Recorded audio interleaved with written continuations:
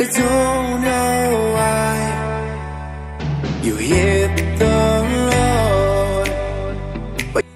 Hello and welcome everyone to Variety Stick, and we back again for another video. In today's video we're gonna do unboxing for the LG K51, and this is a continue my coverage in all new Metro by T-Mobile phones. I have already covered the Moto G stylus, as well as I'm gonna do the LG Stylus 6. You guys stay tuned for this phone, and the Samsung Galaxy A50. In this video we're gonna do unboxing and basically everything you guys need to know about the LG K51. So without any further ado, let's find out.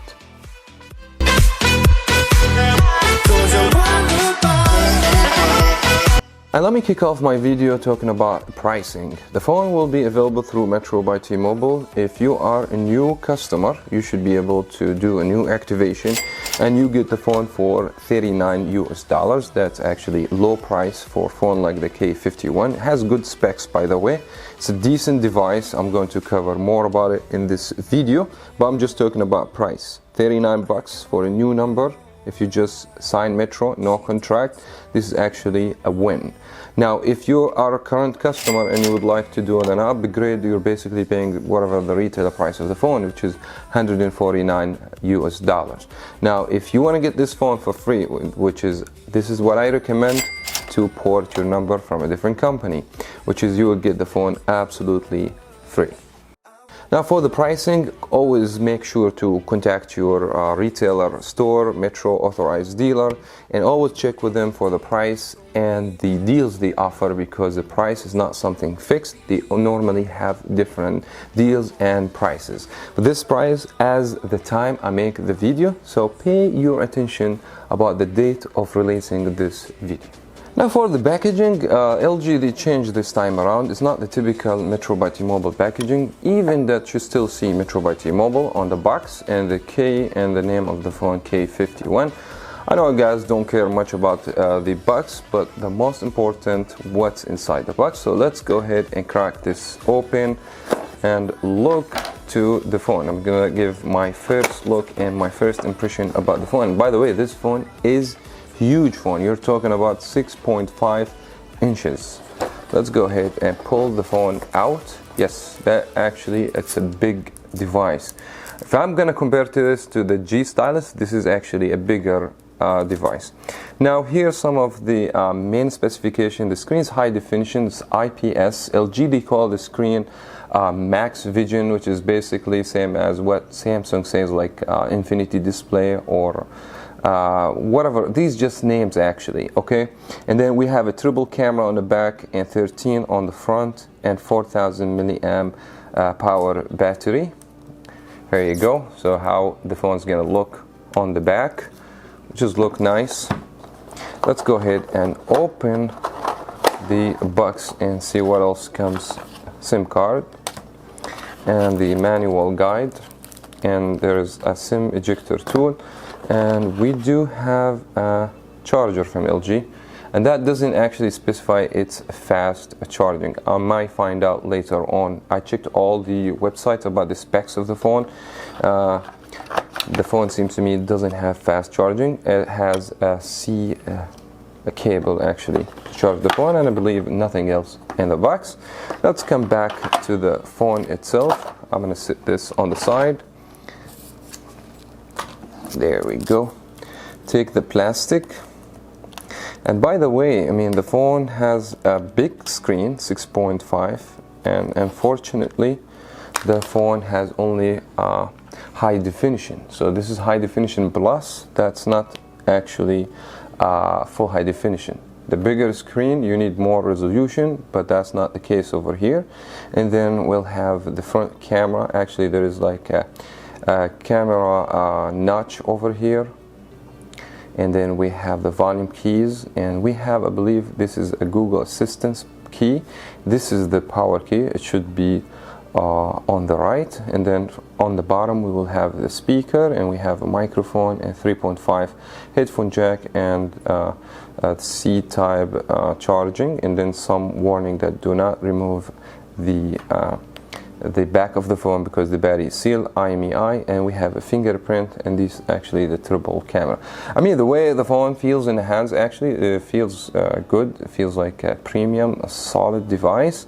I would say this is not actual glass. It's very reflective. It seems to me this is a plastic actually, but very premium plastic, very reflective, as you guys can see. Now the body ratio, actually it's only like 79. I mean, you can see like a big bezel right to the bottom over here, and also from the top. That makes the phone actually to look bigger than what it should be. I mean, compared to Moto G stylus, actually the phone has body to screen ratio, I mean 83, which is always a good thing over here. But that one, as you guys can see, the screen, it's from here. It's not even all the way up. But that is actually a cheap device, and I can't really complain about that. But anyways, that was just my impression about the phone. As I said, it feels good in the hands, but I believe since everything made out of plastic is not going to feel actually premium. It's not a premium device, even that it feels good in the hands. Now I'm going to just spin sometimes with the phone, play with that phone actually, and then I'm gonna come up with more information about the LG K51. And now let me kick off my first impression with the design of the phone. The phone looks nice in the hands. As I said, like the feel of the phone is so good. It doesn't feel like super premium, but it is kind of a premium device, that because the phone has a plastic back and plastic frame, which is absolutely understandable. But now other thing, the phone is thick and heavy in the hands. That because the phone actually has 4000 milliamp battery, which is, I get this point. Now the bezel in the phone is kind of big, and there's a camera punch over here. Doesn't make the phone look nice, in my opinion. They would have just done better job with the thinner bezel over here. That makes the phone a little bit smaller in the hands. Like I feel 6.5 inches. I feel like the phone is huge in my hands. Now on the back there's a fingerprint over here, and fingerprint actually works good. I mean, it's not the best fingerprint I have tested, but actually accurate and it's a little bit fast. The phone lags sometimes when you unlock it, that because of the processor, which is, we're going to talk about the processor later on in the video. The position of fingerprint, it's quite decent in my opinion, but I feel like the fingerprint is not distinguished with any texture. Like you have to spend sometimes to actually to point where the fingerprint exactly. Sometimes like you have to actually feel where the fingerprint, and then you should be able to unlock the phone. But that's something by the time you should pass. Actually, you don't have a problem. Now, one great addition for this phone I kind of like, that they add LED notification lights, that when you get phone calls, messages, and when you recharge the device. I always welcome new features. Now overall, speaking about the design, this is not a flagship. This is actually a friendly budget device. It's not expensive, so I will get everything that LG they're trying to do with this phone to maintain the low price of the phone. But the only things, like, why would you have like a dedicated key over here for Google Assistant, while you can just go actually swipe the home key to the top and you get actually a Google Assistant? Like, I feel they're just wasting a button over here, and makes people get confused between the Google Assistant key and the power key. Now moving to the display, I'm not a big fan for that display for many reasons. First of all, when you have 6.5 inches, relatively big screen, and you have 720p, and you don't have so much PPI to push to this screen. So first of all, the color, they're not so vivid, and you will have some problems with the brightness, and that makes the screen less likely in this device. In my opinion, the display is just about okay. Maybe for people looking for a big size screen, they might like the fact that you buy a phone for a cheaper price, and then you have a big phone with a big size screen. That way you can watch your content in a bigger screen. Other than that, for the quality, and I get that from LG, they're trying to maintain the price as low as possible. Now, just before we go further in that video, I want to pay your attention about two important things a lot of people ask for. First, that phone doesn't have NFC, so you will have lack of doing Android Pay in this cell phone, and the phone is not IP rated against water and dust. And I'll get these fine. I don't have a problem. This is actually a budget-friendly device. Now, one of the good things about the phone, it would be the speaker. I'm so actually impressed with the quality of the speaker, back to the high volume, and there is some good amount of bass and treble. The speaker fire from the bottom, this is not my best position, unless if you have one to fire from the front and the bottom. That's going to make the sound more surround actually, but the speaker in the phone actually reflects good quality, and I'm very satisfied with the quality of that speaker. Now, the size of the battery will be 4000 milliamp. This is quite decent in my opinion. Charge with through the C-type. The box didn't come with a fast charger. That means the phone doesn't support fast charger, but maybe later on in my full review I will try to use actual fast charger to see if it's going to charge fast or not, because if you use just a 5-watt charger, the charge could take from 0 to 100% over 2.5 hours.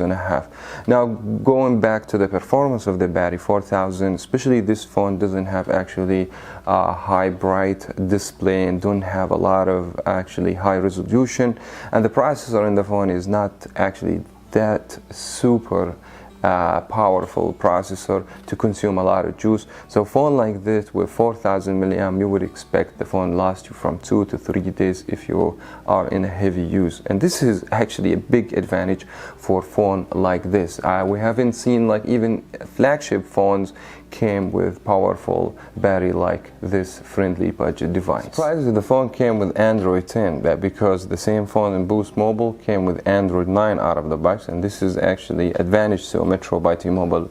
Even that I believe the other cell phone in Boost Mobile should get the update for the latest operating system, which is Android 10. So right now the phone uses actually the new gesture control, as you guys can see. Now if you just go somewhere and if you just go back to the home screen, you just have to swap, and you always have the option to change this. The phone also has custom UI, which is the LG UI, and came with a lot of pre-installed games and applications. Surprisingly, this phone came with games. I mean, if you just go to this folder, you would see like about 5 games already reinstalled on the phone, and then some game launch and booking hotels and things like that. Metro by T-Mobile. It's not the actual stock Android experience you would get in this cell phone for the operating system, but definitely LG, they have a lot of good features added to the cell phone itself. Like for instance, you can basically just double tap to unlock the screen and double tap again to unlock the screen, and that is actually a very nice feature LG maintained from long time. Also, if you go to the camera, if you just press the volume up, you can use it as a capture for the pictures, so that's always a nice thing if you just don't want to go to the touch. So you can use the keys, so you can adjust and customize these keys to do certain tasks, which is something welcome for me. Now, if you don't like the new gesture control, you can just basically go to the phone settings and go to the display, and then you should also see the navigation bars, and then you just can go to the buttons only, and that actually should bring the classic way of navigating the cell phone. For me, I just like this new gesture control. Actually looks actually better and faster to use.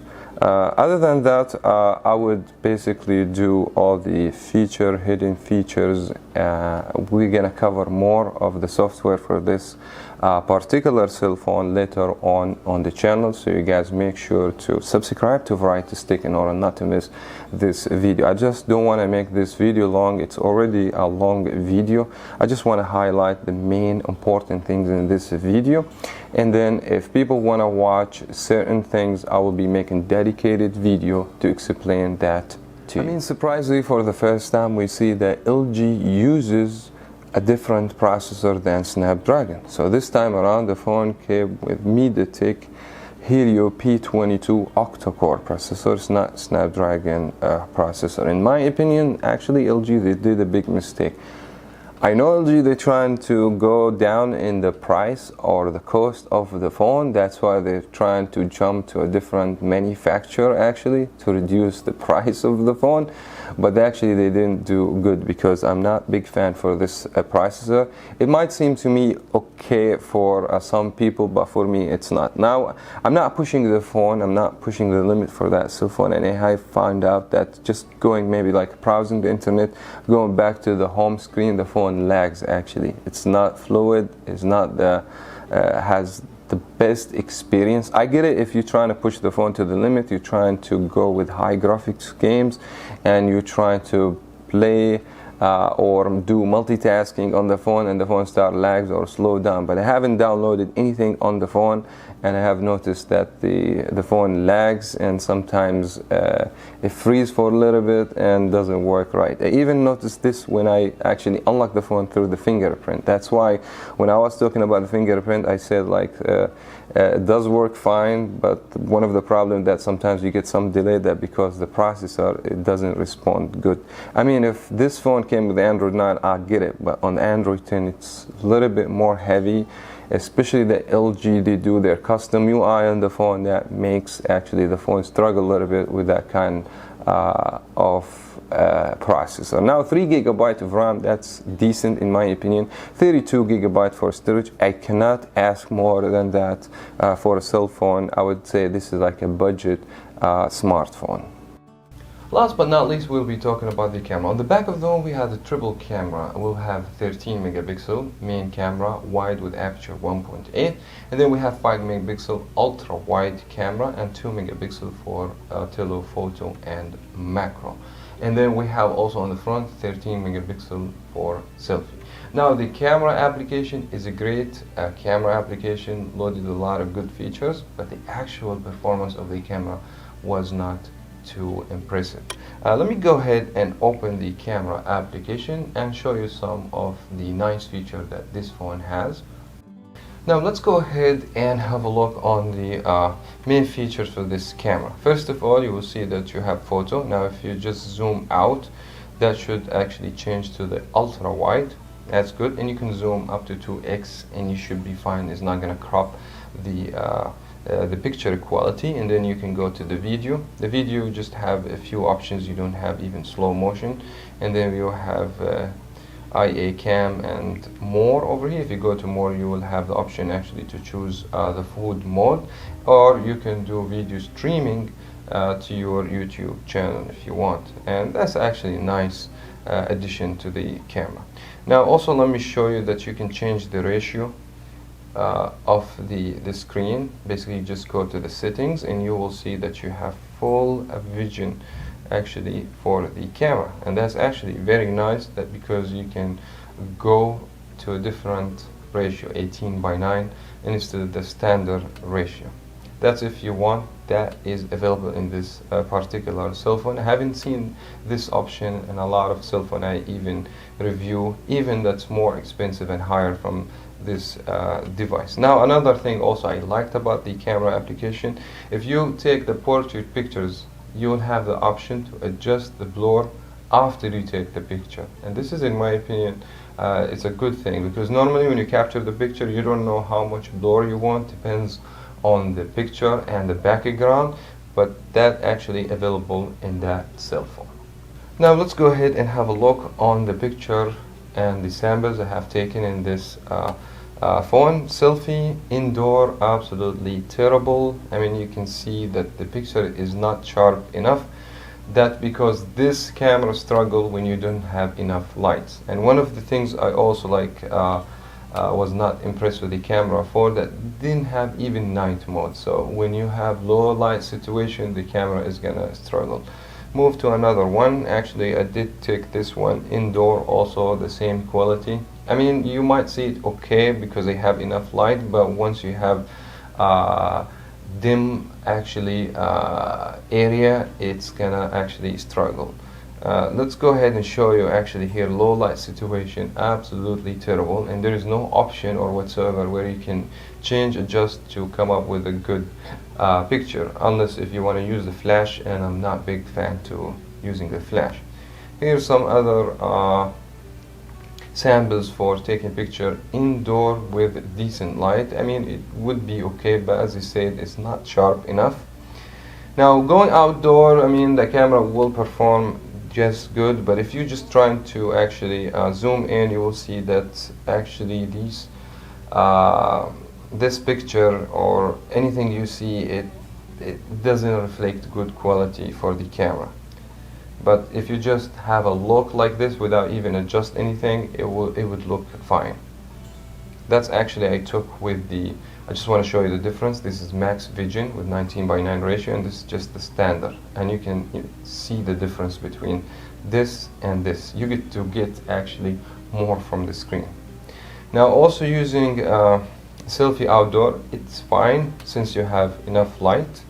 And then that's another one actually, selfie. And then that one selfie with portrait. It looks decent since you have light. I'm using here the back camera for portrait. It's better than the actually front camera. And then we have this portrait with the back camera. Looks good actually. When you capture anything outdoor, it should be fine. And that's just another actually dynamic range for another shot. I will get to actually do more for the camera later on when I do my full review, or I might do a camera review. If you guys want me to, I will just push another video for the camera if you guys interested to know more about the LG K51 camera. And I believe that was very much it for that video. I wish you guys find it helpful and you enjoy watching the video. And if you did, actually subscribe to the channel if you haven't already, and encourage me and give me thumbs up button to this video, and I will talk to you in the next one, and peace.